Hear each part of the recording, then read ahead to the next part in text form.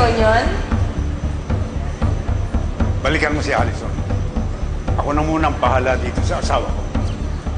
Lapit ako niya matandang... Luisa!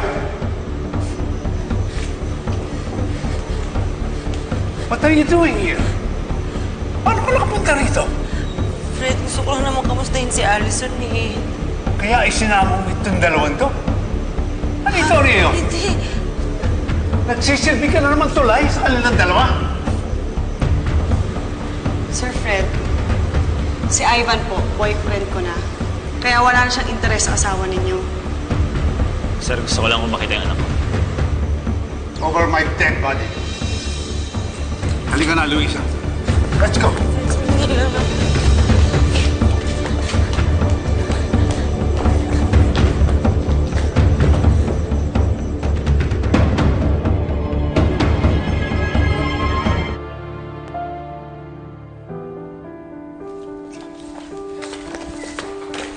Ikaw, next time, tatanungin mo muna ako bago ako kumilos, ha?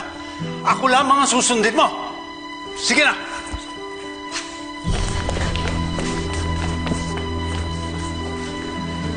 Luisa, talaga bang kinakalaban mo ako?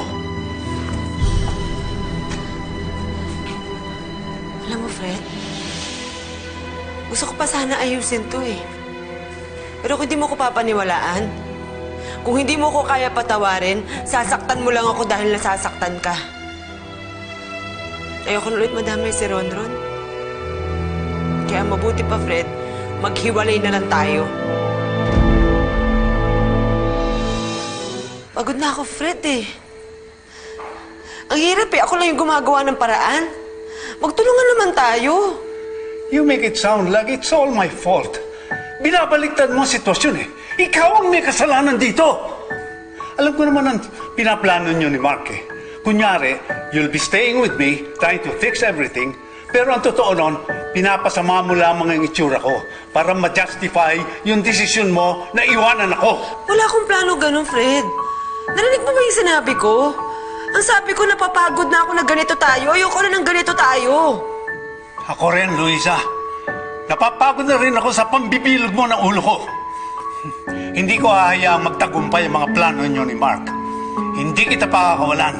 Yan ang parusa ko sa'yo. I'll die first before I let you go.